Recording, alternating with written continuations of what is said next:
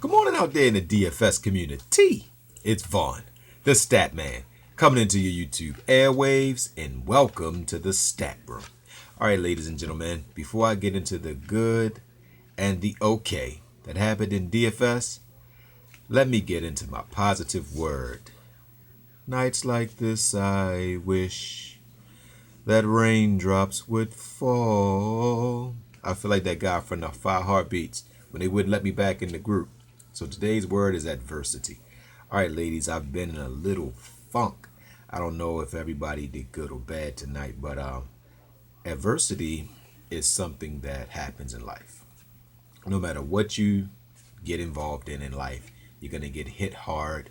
You're going to get slapped in the face. You're going to get knocked on the ground. People are going to turn their backs on you.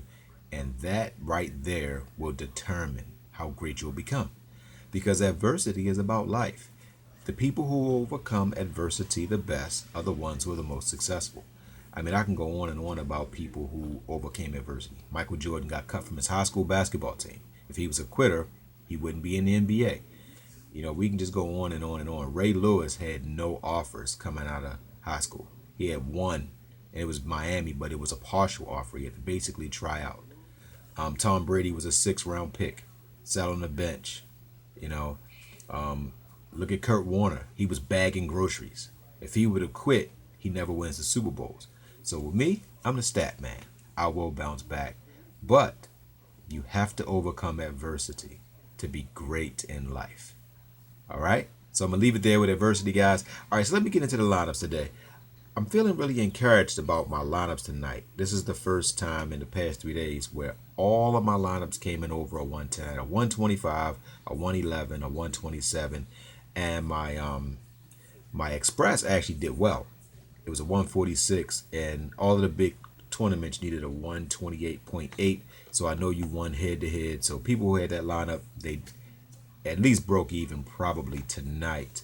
And with 125 and a 127, you might have won some head-to-heads because you can win a head-to-head with a 119. But I'm talking about for tournament play, it didn't do well. But for head-to-heads, it did fine.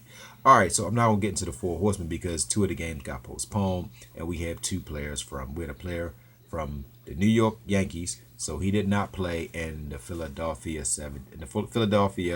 Phillies didn't play. All right, so now let me get into the earlier lineups why I'm so encouraged. All right, I had both of the right games. I just picked the 2. I didn't get the 2 main hitters. All right, with Minnesota, I did get the main hitter, and I had him in my late contest, but I didn't have him in my earlier contest. And I had Cincinnati. I knew Cincinnati was going to ball. I picked the pitcher. He gave us phenomenal numbers. I didn't get Schebler. Schebler had 37 points. You put him in my lineup, now you're talking to 127 as almost a 170. If I had him and Polanco, then you're talking to 200. But that's the DFS. You know, you can't cry with spilled milk. It happened. I'm honest with you guys. I have to have integrity to tell you guys the truth. Now, I will confess this. I had Manny Machado in all of my lineups.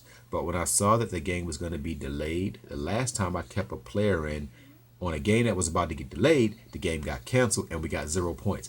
So I took him out and wish I would have kept him. But like I said, you can't cry with spilled milk. All right, guys, so let me get into the 4 horsemen for this fine morning. All right, I'm going to give you guys pitcher Barrows. Barrows does well. He's 2-0 against the Chicago White Sox. This team strikes out a lot. He has a 4.0 ERA, and I think that he's going to probably get us about 7 or 8 strikeouts. He pitches extremely well at home. Then we're basically going to go with a Minnesota stack. I think they are the team that is going to put up the most numbers. We're going to go shortstop Escobar just to save money. He has 12 home runs and he has 48 RBIs. And Minnesota is a team where they kind of alternate the guys who get the big hits. So I think it's Escobar's turn tomorrow. Now, Buxton is an every other game type of hitter. He'll have a 1-hit game, then he'll have a 3-hit game.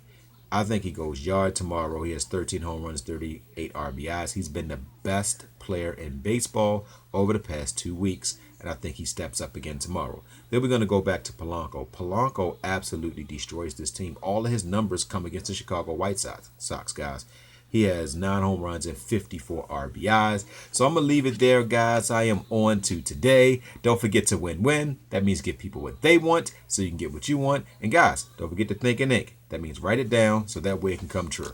All right, guys, y'all have a phenomenal day. And like I said, we're on the right track. Now we're just going to get the right hitters, and that will happen tomorrow. Love y'all.